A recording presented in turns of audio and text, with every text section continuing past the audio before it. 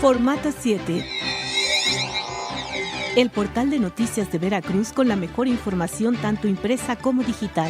Estado, municipios, política, reportajes y la colaboración de los mejores columnistas del Estado. Formato 7. Siempre a la vanguardia de la información.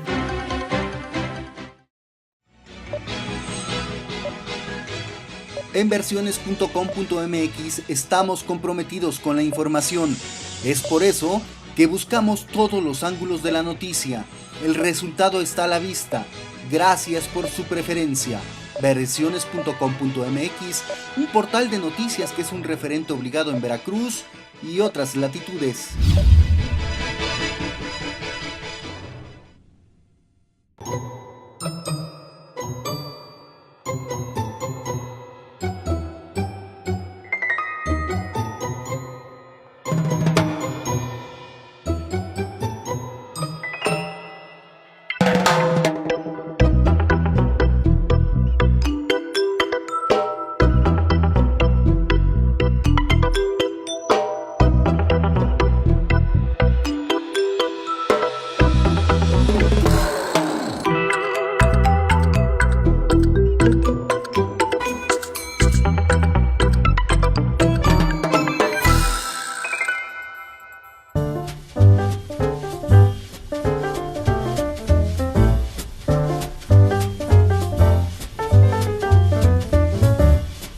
Pues ya estamos a muy, pero muy pocos días de que termine ya este año, pues ya estamos más que nada a horas de que termine 2016, un año trágico, la verdad, en el tema de las finanzas, aquí en Veracruz, el tema de la inseguridad, un exgobernador que dejó el estado realmente desastroso el asunto, ¿verdad? Hecho pedazos.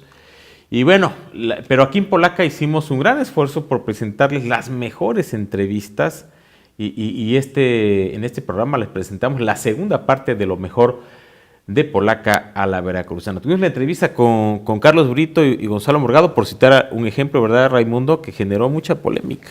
Sí, porque pues yo todavía me cuesta trabajo digerir cómo esos dos personajes se atrevieron a deslindarse a declarar lo que declararon, ¿no? Su pasado inmediato. Ajá. Pero pues sí. Así. ¿Cómo han cambiado los tiempos? Ojalá no sea la última de don Carlos. Pero bueno. Y así como la entrevista con Gonzalo Morgado y Carlos Brito, tuvimos otras más que generaron también mucha polémica y que fueron retomadas por varios medios de comunicación, ¿verdad, Manolo? Sí, como no. Sí, nos las repitieron, nos las chacalearon. Nos las piratearon. Prácticamente. Varias de esas entrevistas las retomó, por citar algunos de los medios, Notiver, y Notiver sí fue de los pocos medios que nos dio crédito. Hay que reconocerle a don Alfonso Salces, que allí sí le puso el sello de Polaca a la veracruzana. Aunque algunos de sus columnistas no nos dieron crédito. Ese es lo malo. Eso es lo malo. Y bueno, queremos agradecerles no tan solo a ustedes, amables televidentes, que nos hayan distinguido con su preferencia durante todo este año, sino que también queremos agradecerles a todo el valioso equipo de producción de Polaca la Veracruzana que nos acompañaron a lo largo de todo este año. A Saúl, a Miguel y allá arriba en los controles al comandante en jefe Ezequiel Ortiz, el famosísimo Pollo, a Jonathan, mejor conocido como Pío, a Anita que está siempre allí transmitiendo en la ventana de todos los medios digitales que se enlazan para transmitir Polaca la Veracruzana, entre ellos Formato 7 aquí que dirige formato7.com que dirige Manuel Rosete, versiones.com.mx, además de otros sitios web que se enlazan para llevarles a Polaca la Veracruzana. Y también me faltó mencionar a alguien más, ¿verdad? Luis. A Luis, se me está olvidando, a Luis allí en el audio. ¿A quién más? A Rubén, ¿verdad? Sí. ¿Alguien más se me escapó? No. Ya todos. Bueno, pues muchas gracias a todo el equipo de producción y a los camarógrafos Y nuevamente, gracias a usted por habernos acompañado a lo largo de este año. Y bueno, ya sin mayores preámbulos, ¿verdad? Los dejamos con esta... ¡Feliz año! ¡Feliz año! Y los dejamos con esta selección. Y próspero. Y próspero. Ojalá que este año sí sea próspero, ¿verdad? Dios quiera que sí. Dios quiera que sí, la verdad. Los dejamos con lo mejor de Polaca la Veracruzana 2016, segunda parte. Adelante. Ya me estabas poniendo nervioso con eso de regresar. Y ya me lo gasté, ¿y ahora qué hago? Oye, Bienvenido. Diputado Gracias. local también. Diputado local, es cierto. Dicen por ahí, ex de todo, Ex de todo. pero sigo siendo el rey. Solo te falta ser gobernador. Sí, es algo que no se pudo en su momento. ¿No eres rotario, no? Y no, fíjate que nunca pude afiliarme a los Rotarios, había que cumplir ciertos requisitos que no se daban en mi persona. Y entonces, ni para ser gobernador de los Rotarios, ni de los Leones o de alguna otra organización civil. Así que eso queda ya pendiente para otras generaciones. Ahora los políticos jóvenes son los que están de moda. La política siempre se ha basado en la esperanza. Nos fue mal, pero ahorita sí nos va a ir mejor. Y otros dicen, peor que con este, No nos puede ir. ya nos puede ir. ¿Sí? No nos puede ir peor que con este. Claro, para el otro bando, pues es muy fácil todos los días criticar y criticar y criticar y criticar y señalar cuando tenía la lengua larga y la cola también. Y así no se puede.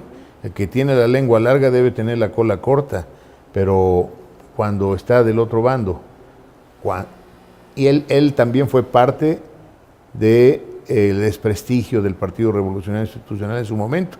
Recordemos que, y para ponerle nombre y apellidos, Miguel Ángel Yunes Linares, siendo presidente del PRI en Veracruz, le tocó la contienda por las municipales y perdió 117 ayuntamientos en la segunda mitad del gobierno de Patricio Chirinos.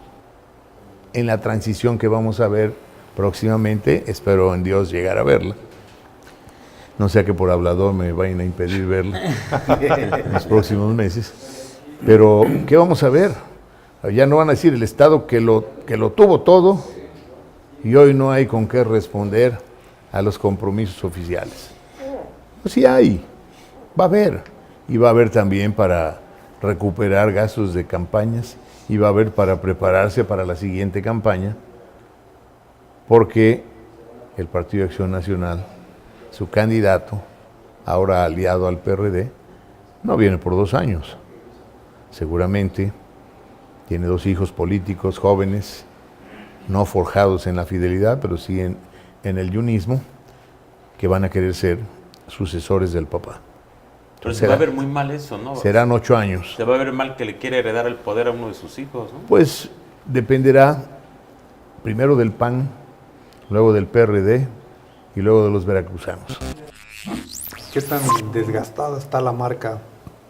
Porque, bueno, se puede repetir nuevamente el fenómeno. A lo mejor pueden sacar buenos candidatos, pero el rechazo, el repudio popular hacia las siglas del partido, porque todavía va a estar muy reciente pues la mala reputación de la administración que está por concluir, y además algunos alcaldes de tu partido no están muy bien calificados también, ¿no?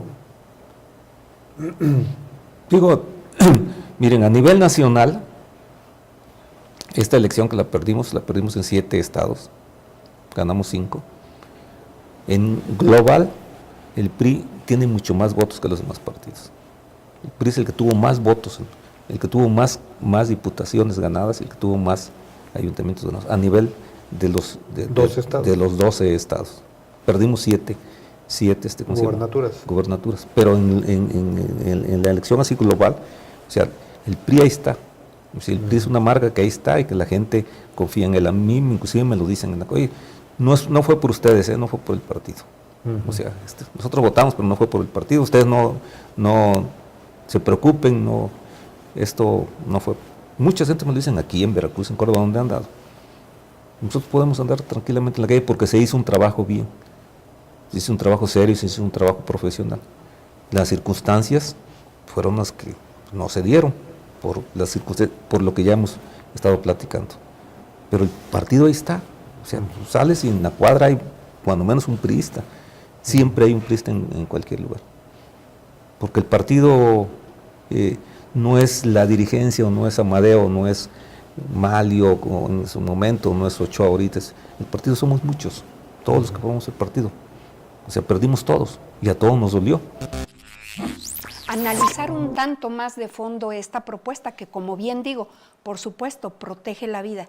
El problema es que a la hora de aplicarse es un tanto más abarcativa, a pesar de que en su letra lleve el condicionante que, salvo las excepciones que están previstas en la ley, que podrían considerarse estas, pero no es una realidad. Entonces, el tema está puesto ahí, por eso ha generado polémica. Si finalmente no tuviera en el fondo una intención de criminalizar de una manera más contundente hechos como el que acabo de mencionar, que se dé la terminación de un embarazo, sea de manera voluntaria o no, pues creo que nadie estaría pues de ninguna manera en contra de ella. Y no solo eso, en la actualidad lo que vemos es que con esta reforma inclusive la búsqueda de otro derecho, que es el de poder acceder a una muerte digna, también puede verse limitado justamente por esta situación. ¿Qué fue concretamente lo que los diputados la semana pasada aprobaron como decreto? Reformar y adicionar un segundo párrafo al artículo 4. ¿Qué dice el artículo 4 en su primer párrafo? El hombre y la mujer son sujetos de iguales derechos y obligaciones ante la ley. Es lo que dice el primer párrafo. ¿Qué fue lo que aprobaron los diputados la semana pasada? El segundo párrafo, que diría: el Estado garantizará el derecho a la vida del ser humano desde el momento de la concepción hasta la muerte natural como valor primordial que sustenta el ejercicio de los demás derechos, salvo las excepciones previstas en la ley. Y se recorren los siguientes párrafos del artículo 4. El hecho de que los diputados hayan aprobado esta reforma, es de una especial significación en la defensa de la vida humana, no nada más en el estado de Veracruz, yo diría a nivel mundial. Es trascendente lo que está ocurriendo ahora. Yo sigo insistiendo, y creo que lo menciona en su argumentación: las ideologías deben respetarse, pero por ello hay que darle cabida a la mayor parte de pensamientos que hay en esta sociedad, y esta reforma no lo permite. Esta reforma está acotada para un grupo de personas grande, no lo dudo, pero es mucho más grande la población de mujeres que están necesitadas de contar con una legislación que realmente busque que prevalezcan sus derechos humanos en todos los niveles y en todos los sentidos. La argumentación que presenta el doctor Carlos Fernández del Castillo Sánchez, los dos están en internet, cualquiera lo puede ver. O sea, claro que excede al tiempo de que disponemos aquí, pero vale la pena escuchar los argumentos científicos, no los dichos. Aquí podemos descalificarnos mutuamente. Los argumentos científicos, biológicos, para que podamos conocer lo que significa el inicio de la vida humana, del genoma humano, como lo dice la doctora Calva. Que no hay argumentos científicos y médicos que determinen en qué momento inició la vida, creo que es pues una afirmación muy temeraria. Vamos. La transición puede ser un fracaso, pero no debida al Poder Ejecutivo. El Poder Ejecutivo puede hacer muchas cosas, pero no la democracia. La democracia se hace en el Congreso, y los responsables de que verdaderamente exista la democracia en términos de sistema, pues son los congresistas, los diputados. Los ciudadanos estamos haciendo una parte con eso del plan. El Ejecutivo hará la suya en el momento que tome posesión. Pero cotidianamente, pues es el Congreso. Ojalá y todas las fuerzas políticas entiendan.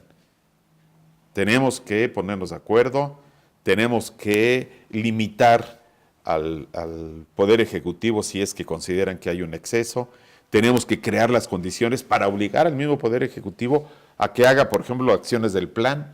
Qué sé yo, es que es un poder real, o debiera ser un poder real y autónomo el Poder Legislativo. Y nos olvidamos del judicial, pero sin el Poder Judicial, pues tampoco pueden aparecer los ciudadanos. El poder del ciudadano no son los diputados, el poder del ciudadano son los jueces, y ahorita no hay un poder de los ciudadanos, ¿no?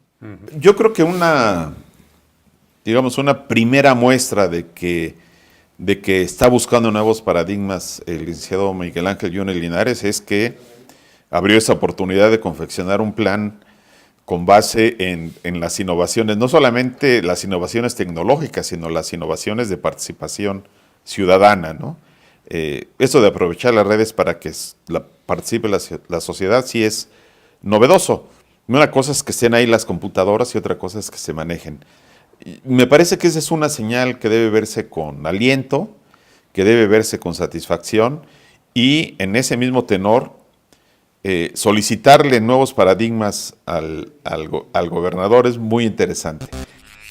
Bueno, hay que recordar que el licenciado Yunes, una vez que tuvo constancia de mayoría, giró un oficio al gobernador Javier Duarte, donde le pide ponerse a trabajar. Y como marca la ley, una vez de recibida la constancia de mayoría, tienes un plazo para la elaboración del Plan Veracruzano de Desarrollo. Él lo hizo formalmente, legalmente, constitucionalmente, solicitó que se empezara a trabajar al respecto. Obviamente después pues hubo lo que bien señalas, la intolerancia y el bombardeo en contra y la negativa total, ¿no? O sea, ¿qué dijo el secretario de Gobierno? Nos vemos en diciembre, ¿no? Obviamente, nos vemos en noviembre, cuando este Plan Veracruzano de Desarrollo, por ser un gobierno de 2 años, se tiene que elaborar antes. Cuando es de 6 años, pues una vez que el gobierno entra, se dan varios meses para poderlo elaborar. Y en este sentido, el que se ha cerrado es el que se va, ¿no? Porque obviamente no quieren dar información, no sé a qué le temen, ¿no? Claro. Que empiecen a revisar y a conocer a fondo muchas cosas, ¿no? Eso que también es muy importante. Y ahí está el ejemplo. El licenciado Yunes ha enviado los escritos al propio Congreso, al propio gobernador, y no ha habido ninguna respuesta formal, ni por escrito, ni nada. ¿No se podría fincar una responsabilidad legal ante esa negativa? Creo que podría revisarse, y creo que son hechos que lamentablemente no ayudan, ¿no? Pudiera fincarse y se les pueden fincar, ya hay elementos para fincarles, eso no es lo de menos ya, ¿no?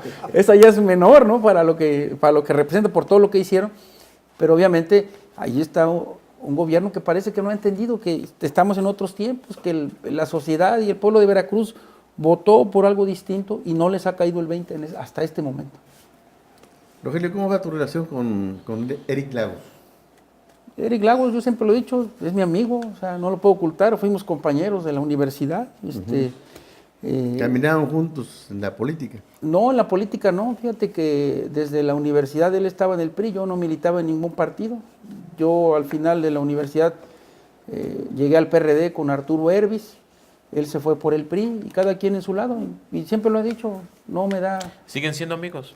Sí, tenemos una buena amistad, una buena relación. ¿Se frecuentan? No tanto, no, eso sí. ¿Se hablan por teléfono? Pues a veces un mensaje no está por demás, pero hasta ahí, ¿no?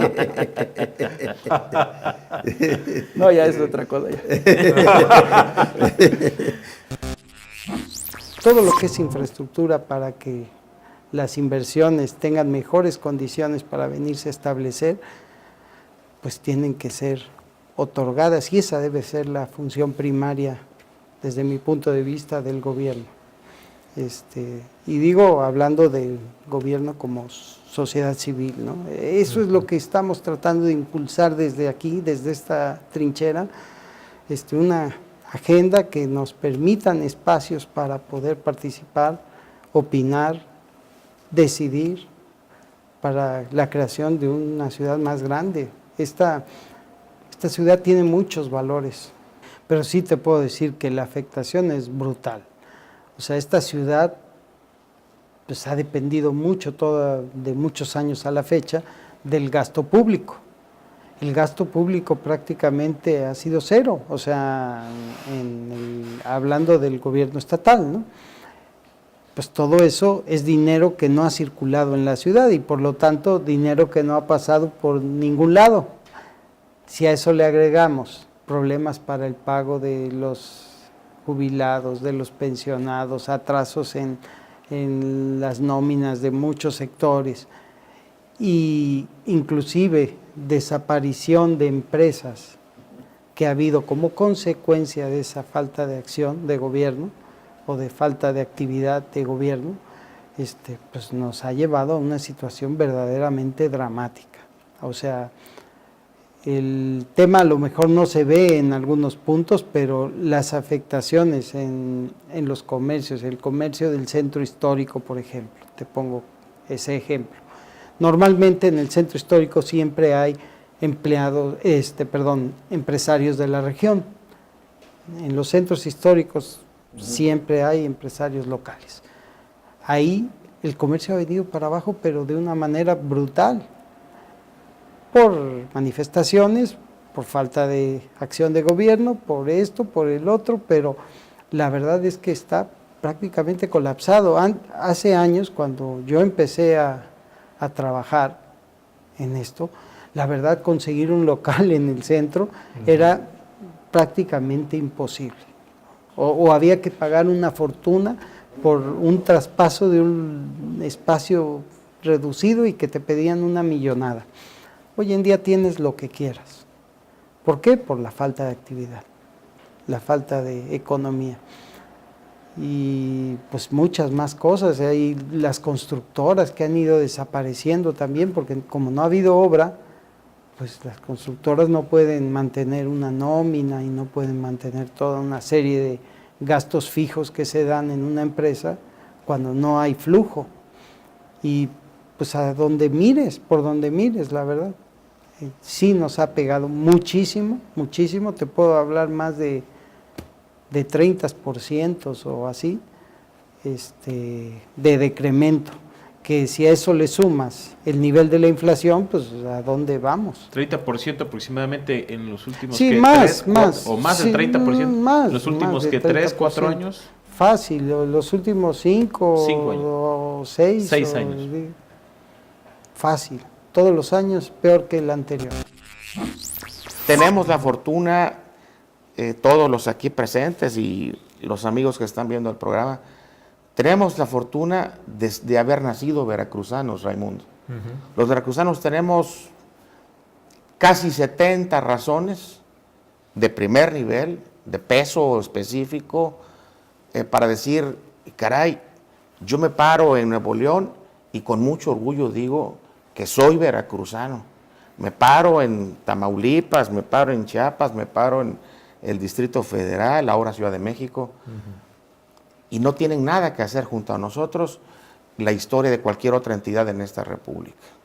En el trabajo que hoy, como atinadamente dices, presento en Veracruz en primicia, con Polaca a la veracruzana, la Malinche, ¿sabes de dónde es la Malinche? ¿De dónde fue la Malinche, Manolo? Del Estado de México, Peña Nieto, ¿no? Ah, no, perdón. perdón. Por lo de Trump, ¿no? Por Donald Trump, ¿no? La Malinche, perdón por el chascarrillo, pero es el formato del programa. Es correcto. La Malinche, nacida y creada en Oluta, Veracruz, en donde aprende su primer idioma, que fue el popoluca. Sus padres deciden trasladarse después a Jaltipan, en donde aprende el náhuatl. Su padre fallece. Tiempo después la madre vuelve a ser vida con otro hombre.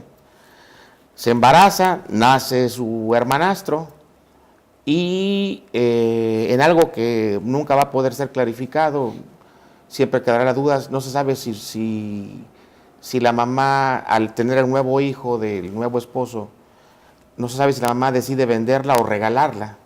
El punto es que se deshace de ella y la entrega a unos comerciantes mayas que recorrían toda la ruta desde la península hasta arriba de Veracruz, comerciando. Hay que preguntarle a Meritón Domínguez, que es de ahí. Y es de esa época. Y es de esa época.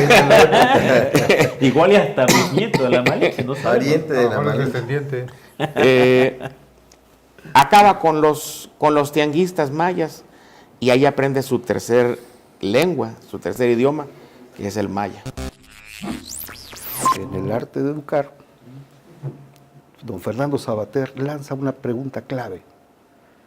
Dice, ¿qué tipo de ser humano queremos formar en las escuelas? ¿Un buen consumidor o el hombre integralmente desarrollado? Ahí está la clave. Ahí está la clave. Don Fernando tiene toda la razón. ¿Y la reforma educativa, qué tipo de educación plantea desde este punto de vista? Miren, el modelo de competencias, y esto es mi punto de vista personal, y me hago responsable de ello, propicia el individualismo.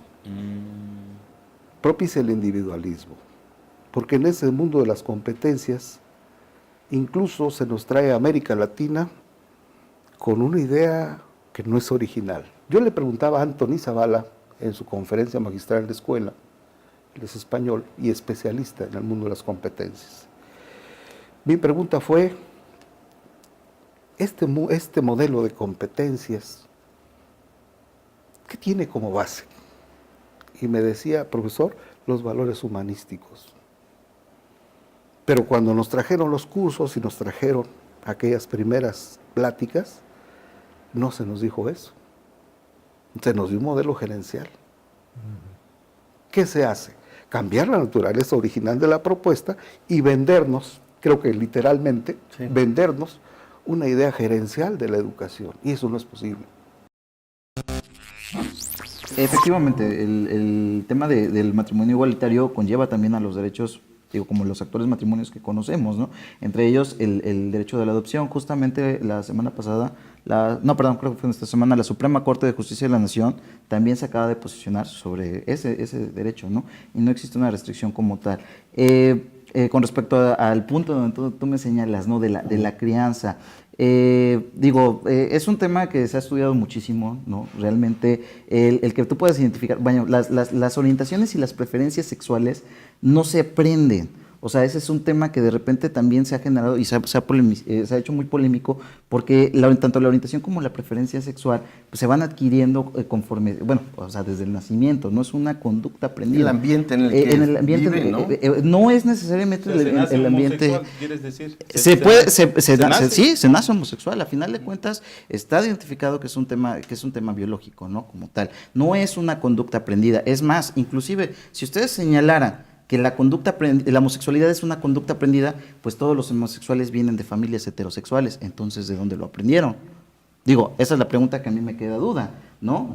Lo aprendieron, que van a justificar que tuvieron un tío, que tuvieron un primo, que tuvieron... O sea, ¿cuál es la justificación de por qué una persona es homosexual, ¿no? No es una conducta aprendida como tal. O sea, a ver, te voy a dar los argumentos. ¿De qué lo aprenden? Entonces, aquí te lo voy a responder. Mira, precisamente, página 14. ¿Lo aprendieron los homosexuales a partir del 2011? No. Estaba diciendo en una anterior intervención que hay una intención de homosexualizar a los niños y a los adolescentes. Y anterior a nivel mundial. A nivel mundial, ¿eh? Por eso, y anterior a ese aspecto, ¿cómo se aprendía la homosexualidad? Mira, te digo una cosa, no es el tema debate el hecho de entrar en el análisis de la homosexualidad. Por eso yo no quisiera específicamente... No. Venimos a hablar de temas de derechos humanos, humanos, a hablar de matrimonios igualitarios. Sí, pero los matrimonios y de la ideología lo están pidiendo los grupos homosexuales. ¿Qué les parece si le damos paso a unas preguntas de nuestros amables? Nada más me dejas contestar esto después. Sí, muy brevemente. No, porque estaba yo explicando los conceptos teóricos del adoctrinamiento en ideología de género a nivel de los educadores de preescolar. Dice, en el comienzo del siglo XXI se ha vuelto común hablar del género como término clave, fíjense lo que dice, para entender, explicar y demostrar que tener un sexo biológico y anatómico no determina naturalmente nuestros cuerpos. Te lo pongo así de fácil.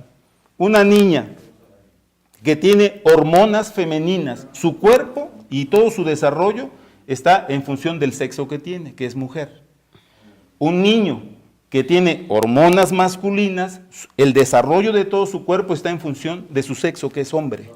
¿Y las personas intersexuales? Escucha. No, pregunto. A ver, permíteme que concluya el argumento. Aquí dice claramente que tener un sexo biológico y anatómico no determina naturalmente nuestros cuerpos. Es decir, según este argumento, una niña podría nacer sin que su cuerpo fuera regado por hormonas femeninas. O un niño podría nacer sin que su cuerpo fuera regado por la testosterona, que es la que le va a permitir su desarrollo como hombre. O sea, esto es lo que reciben los maestros que van a educar a los niños de 4 años en adelante en México. Esto es ideología de género. Y ya te pongo después otros ejemplos que ha sucedido en otros países. Ok, ¿y qué pasa con los niños intersexuales? Aquellos que nacen con los dos sexos, digo, con eso de que no se nacen. ¿Tienes el conocimiento de algún caso? Sexo. Sí, claro que sí, tengo varios casos, conozco varios casos ¿Le llaman intersexuales. No, incorrectamente se les llamaba hermafroditas, correctamente son personas intersexuales. Pues mire usted, yo de plano, y ya que me dijo que puedo hablar con toda libertad. Por supuesto, claro que sí. Yo hago responsable al señor Alberto Sosa Hernández de cualquier daño en la salud de mi persona o de mis familiares, desde este momento y ante las cámaras. Si algo me sucede, él y su séquito de seguridad tienen algo que ver. ¿Por qué dice usted eso? ¿Ha recibido amenazas, intimidaciones? Yo sé que todos los desprestigios que me están ocasionando provienen de él. Dicho por las personas que incluso están cercanas a él. ¿Se lo han dicho a usted? Sí. ¿Que de él proviene? Sí, sí. Vaya, no se trata de subirse a un ring. Eso es lo que no entiende. Se trata de mejorar la institución. Pero se quiere subir a un ring. Y no es mi pretensión. ¿Y qué razones tendría él para hacer esto? ¿Perdón? ¿Qué razones tendría él para hacer esto? Bueno, pues él quiere una persona que llegue a modo. Él ya no se puede reelegir. Ya no se puede reelegir. Por eso le pregunto. ¿Qué razones? Bueno, yo comenté de que es necesario que en todas las instituciones se haga auditorías. Entonces hay personas que dicen, bueno, van a hacer una auditoría, esta mujer me va a hacer las cuentas a fondo y ¿cómo voy a justificar el yate que tengo? ¿Quién tiene un yate? Pues, ¿de quién estamos hablando? ¿Alberto Sosa? Sí, señor. Pero si en Lerdo no hay mar. Ahora sí. Se oriundo de Lerdo, ¿no? Lerdo de Tejada. Ajá, pero en los lagos sí. Es dueño de un yate. ¿Usted tiene las pruebas? Así es, en Conapesca.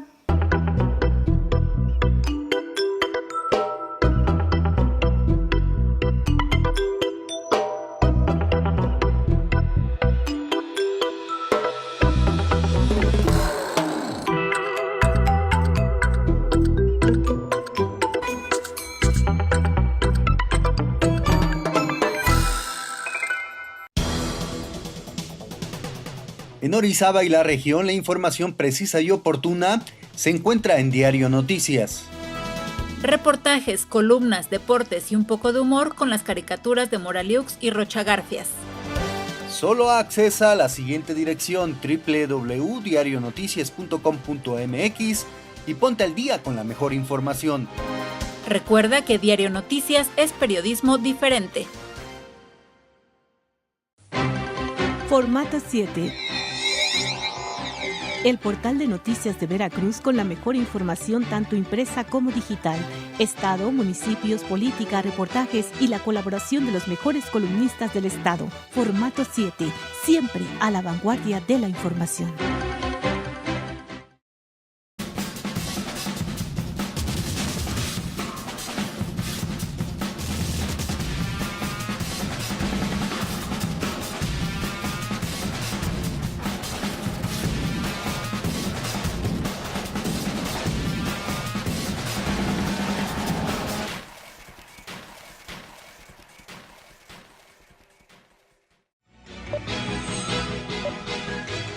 En Versiones.com.mx estamos comprometidos con la información. Es por eso que buscamos todos los ángulos de la noticia. El resultado está a la vista. Gracias por su preferencia. Versiones.com.mx, un portal de noticias que es un referente obligado en Veracruz y otras latitudes.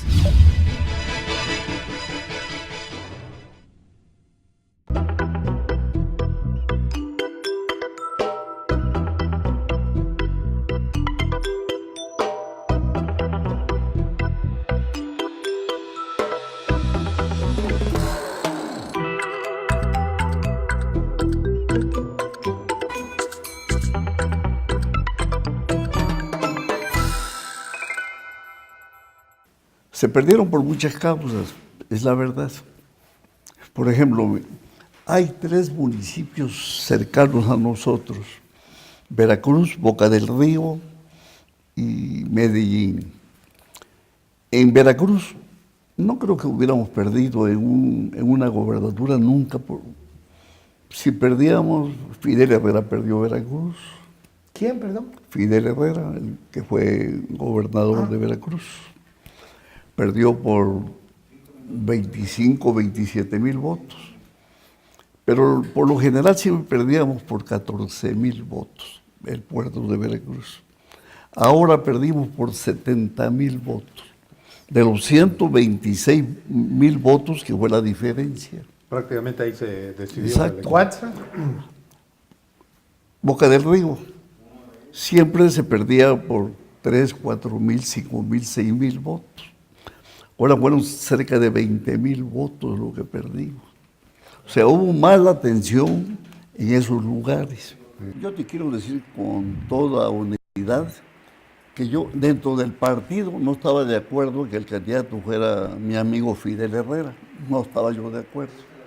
Cuando se decidió que él fuera, lógicamente lo apoyamos porque soy priista.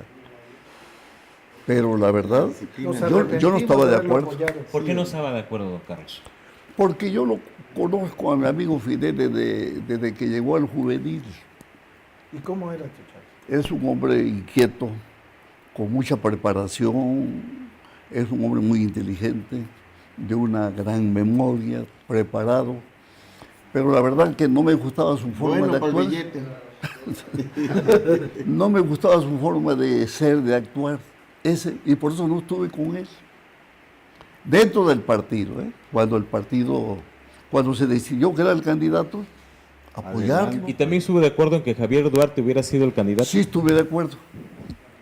Porque pensé que Javier Duarte era un muchacho nuevo, un muchacho de un nuevo priismo.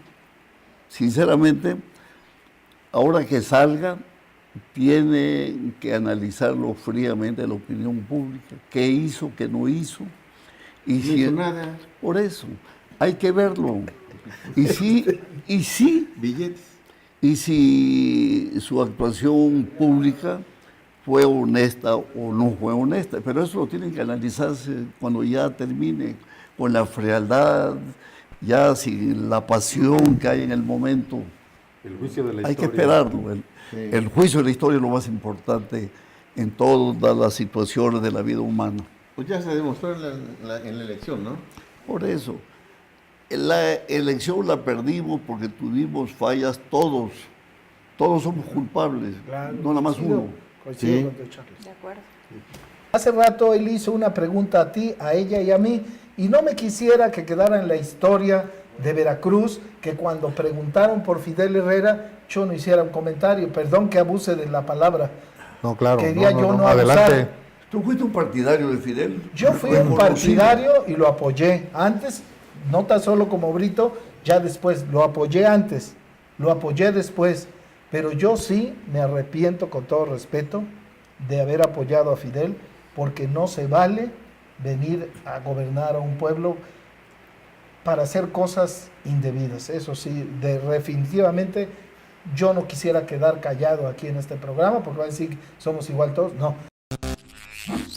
¿Cuál ha sido el problema desde su punto de vista de esta administración en cuanto al manejo de recursos? Bueno, encontrarse con tiempos muy difíciles en cuanto a la administración de los recursos que debieron desde hace muchos años de haberse poco a poco ir de alguna manera resolviendo temas que se han venido arrastrando desde dos administraciones anteriores y que hoy están generando precisamente ese desfasamiento en las finanzas, y sin duda alguna no lo podemos negar. ¿Por la deuda que dejaron anteriores? Por las deudas, por los compromisos, pero también por la mala administración, por la falta de compromiso de quienes han estado al frente de la Secretaría de Finanzas y de las demás dependencias que se han visto involucradas en estos escándalos de malos manejos, y que no se ha tenido la condición de parar este tema desde el inicio. Creo que es la primera vez en la historia que Veracruz tiene tantos secretarios de finanzas, varios secretarios en infraestructura, en desarrollo social, y eso ha generado realmente un problema al interior de cada una de esas dependencias, la falta de seriedad en los compromisos con las cámaras empresariales por parte de casi todas las dependencias, y la condición materialmente de no tener recursos hoy para dar el frente a estos problemas. Ha sido ya un cúmulo ahí de cuestiones que no se han podido atender y resolver, y que hoy están llevando a Veracruz a una situación muy compleja. Pero habla de dos administraciones anteriores, la de Miguel Alemán y la de Fidel Herrera. Bueno, recordemos que desde esa administración es la primera vez que se contrata un crédito en la historia de Veracruz, un crédito importante, que al final había sido un tema que generó mucho ruido al final de esa administración, pero eran 3.500 millones. Hoy se tienen contratados 45.000 millones de pesos con la banca. Quiere decir que creció de manera exponencial la deuda pública del Estado, y eso se generó entre la administración del licenciado Alemán y la administración... ¿Fidel la disparó?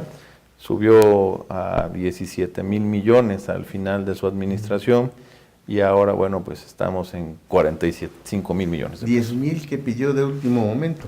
Sí. Con el huracán Carlos, ¿no?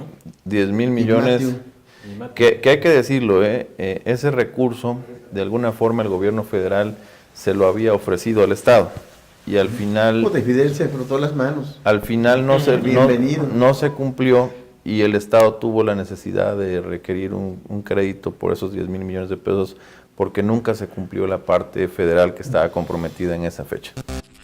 Fue una campaña, como ustedes bien comentaron, su servidora participó como candidata a diputada local por la coalición para mejorar Veracruz, en la que salí registrada y abanderada por Nueva Alianza, y que íbamos precisamente en una coalición con otros partidos, que era el PRI, el AVE y el Verde. Una campaña, y lo digo con mucha humildad, no porque se trate de mi persona, sino una campaña diferente, de verdad que fresca, totalmente cercana a la gente, a pesar del tiempo que fue muy corto, no solo para mí, sino para todos los candidatos, los mismos candidatos a gobernador. El día de la jornada electoral del 5 de junio, se presentaron pues... no irregularidades, perdón, en el desarrollo de la misma, pero sí al término de. Y también es importante mencionar que sí hubieron traiciones de los mismos actores priistas del distrito. Ah, caramba.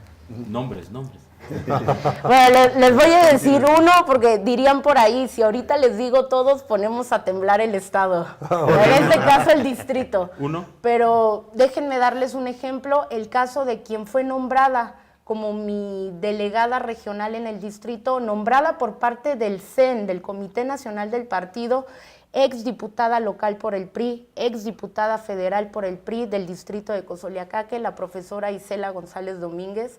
Y si me permiten, porque a mí no me gusta el dicen es chisme, a mí me gusta con pruebas en mano, porque así fue como también presenté el recurso de impugnación. Y si me permiten, no nos tardamos más de un minuto en ponerles una grabación.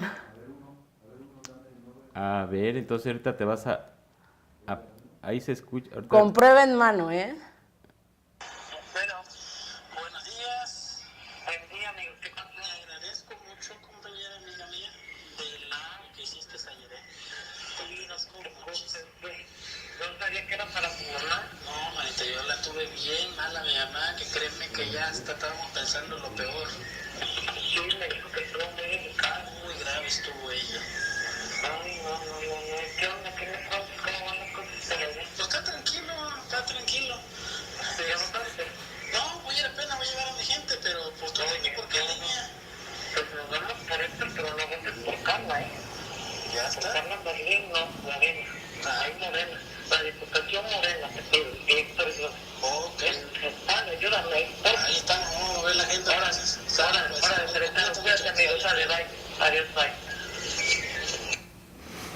A ver, para el público que hablan? nos está escuchando, si nos traduce lo que... ¿Y quiénes son los que hablan? ¿Y quiénes son? Es la voz de la maestra Isela González, que les comentaba, exdiputada local y federal del distrito, que fue nombrada por el CEN Nacional como delegada regional en mi distrito para apoyo al partido, para apoyo al candidato a gobernador y obviamente quien es, porque mi proceso aún no se ha cerrado, la candidata a diputada, que es su servidora. En la conversación se escucha que está teniendo una plática con un maestro líder de un municipio del distrito que es el municipio de Zaragoza, y en la conversación él le agradece por un apoyo que ella le dio para su mamá que estaba enferma. Y ella le pregunta que cómo va la cosa refiriéndose a la jornada. Esa llamada fue el día de la elección, el 5 de junio. A lo que él le responde que apenas va a llevar a su gente a votar, pero usted dígame por dónde va la cosa. Le pregunta él a la maestra Isela y ella le contesta.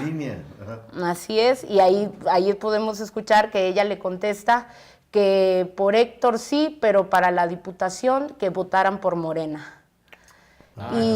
Y obviamente, así como ella, hubieron más actores que lamentablemente con la máscara del PRI jugaron a intentar un voto cruzado que lamentablemente, y lo digo porque conozco mi distrito, pues la gente muchas veces se va con la finta, ¿verdad? No fue nada más Héctor sí, Carla no, sino agarraron parejo.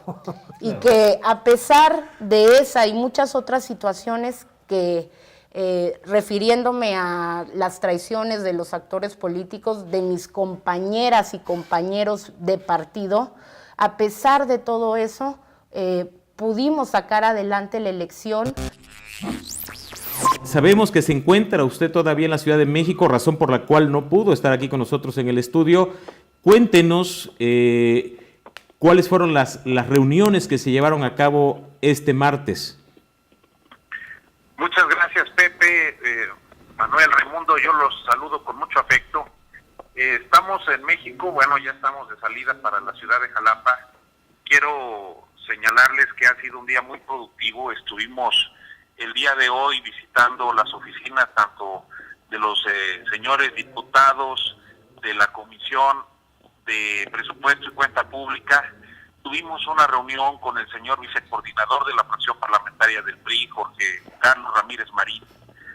Tuvimos además la oportunidad de saludar y entregar un oficio al señor presidente de la mesa directiva de la Cámara de Diputados.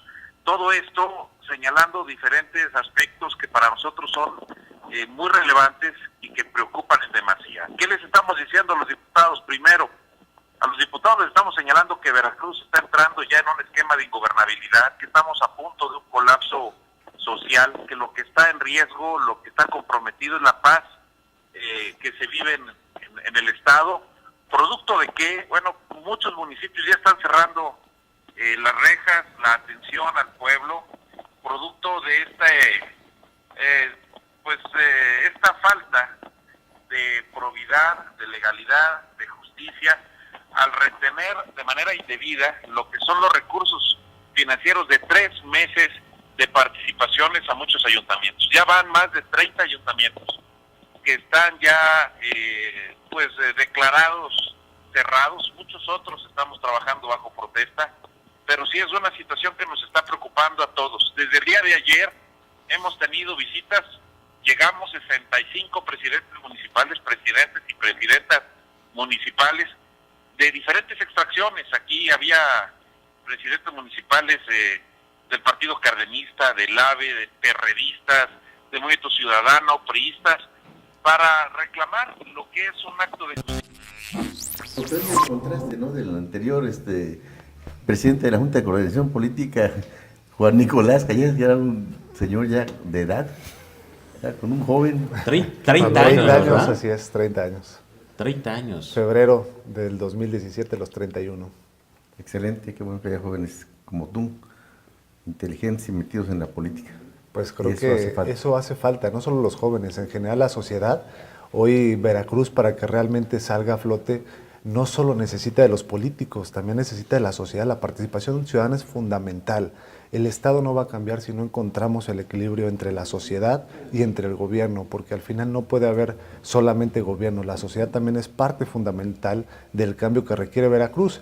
Y hoy las condiciones de participación ciudadana son muy escasas. Hay desmotivación. Hoy, por ejemplo, la percepción de la ciudadanía de los funcionarios públicos es pésima, y la que está por más, un nivel más bajo, es la de los diputados locales, precisamente. Entonces, creo que tenemos que motivar a la ciudadanía a que participe, porque si no, van a llegar los mismos de siempre, los mismos dinosaurios, y yo creo que hay muchos ciudadanos comprometidos con que las cosas se hagan bien y pueden llegar, obviamente, a participar en estos espacios públicos para poder servir a Veracruz, pero necesitamos generar esas condiciones de participación ciudadana.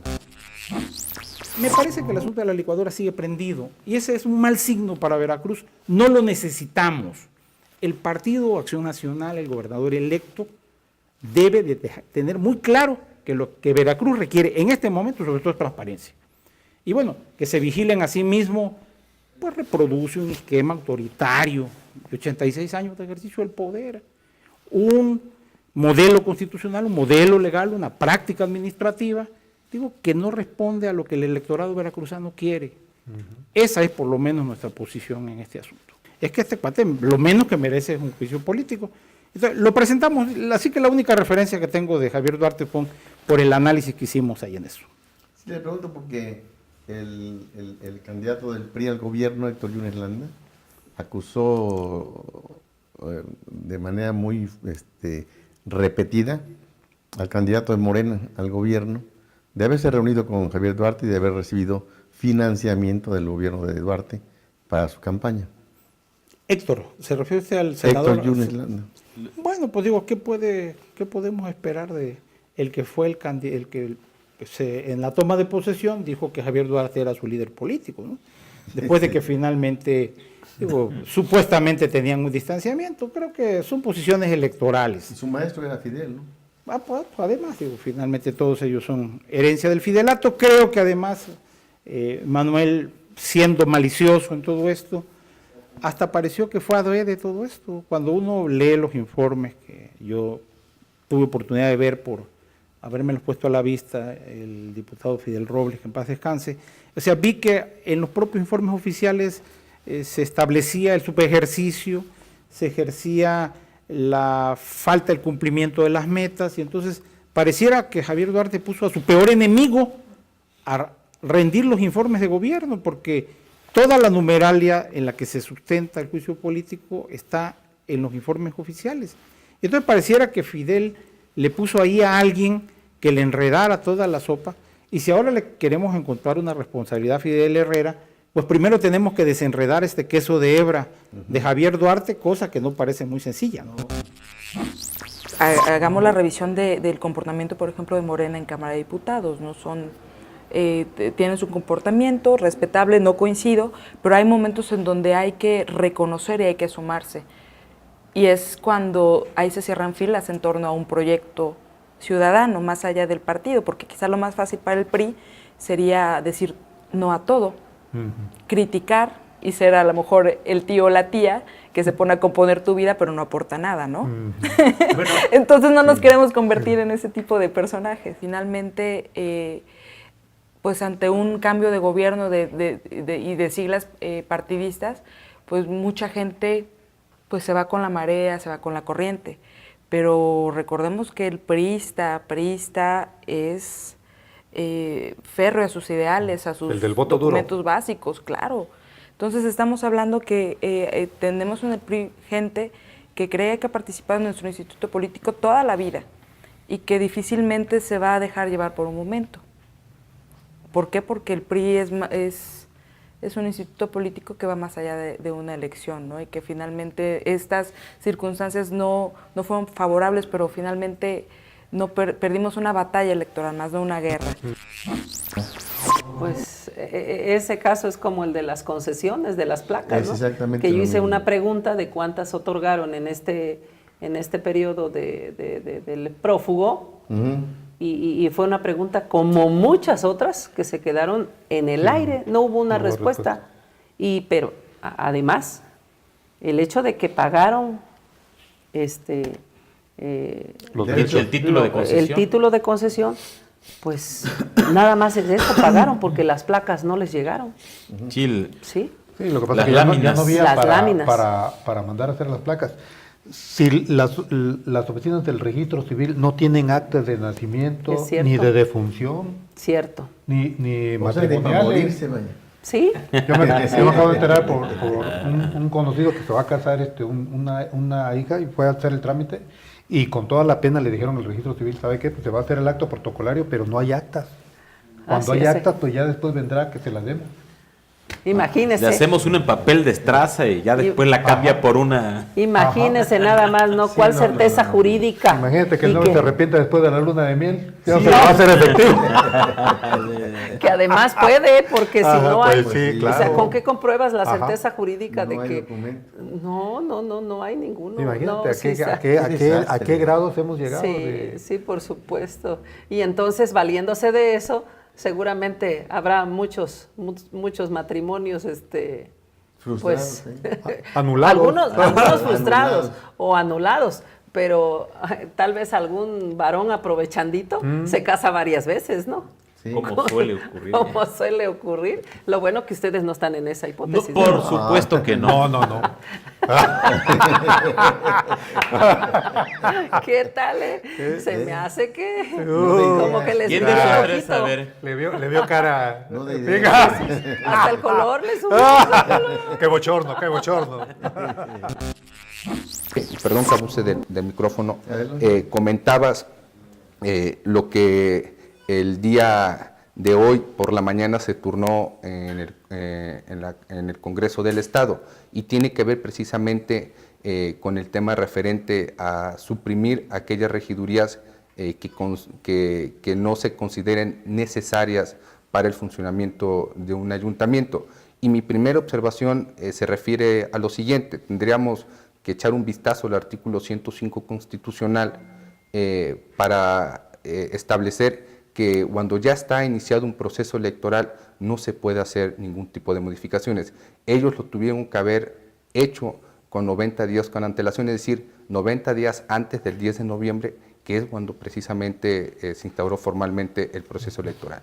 Y por otra parte, esos 137 millones de ahorro que el gobierno del Estado pretende implementar con suprimir estas más de 230 regidurías, no impactaría al presupuesto del Estado, porque es algo que concierne meramente en materia municipal. Es decir, no estaríamos violentando el artículo 115 constitucional, que habla precisamente de la autonomía y de la hacienda municipal que cada ayuntamiento tiene. Y que considero que habría prioridades de ajuste presupuestario que se tendría que dar necesariamente dentro del gobierno del Estado. Y dentro del gobierno del Estado quiere decir que se tiene que dar en el Poder Ejecutivo, con aquellas ramas. Creo que hay capacidad por parte de los funcionarios, porque además así debe de ser el voto de confianza hacia Veracruz, y que ellos tendrán que absorber precisamente con mayor detenimiento y en cara con los veracruzanos y con miras más altas las responsabilidades que se tendrán que dar si estas fusiones de esta secretaría se pueden llevar a cabo. Y ahí sí estaríamos teniendo un ahorro significativo de casi el 13% de lo que el presupuesto 2017 ejerce en lo que corresponde al Poder Ejecutivo. Es decir, en esta gráfica que aquí les presento no viene considerado el presupuesto referente a la Secretaría de Salud, la de Educación y la de Seguridad Pública, pero sí viene el resto de las secretarías, que estaríamos sumando alrededor de entre 11 o 12 secretarías, y el presupuesto que se ocupa precisamente para ellas rebasa los 2,000 millones de pesos. Y con el ahorro estimado tendríamos un ahorro en este rubro de casi del 13%.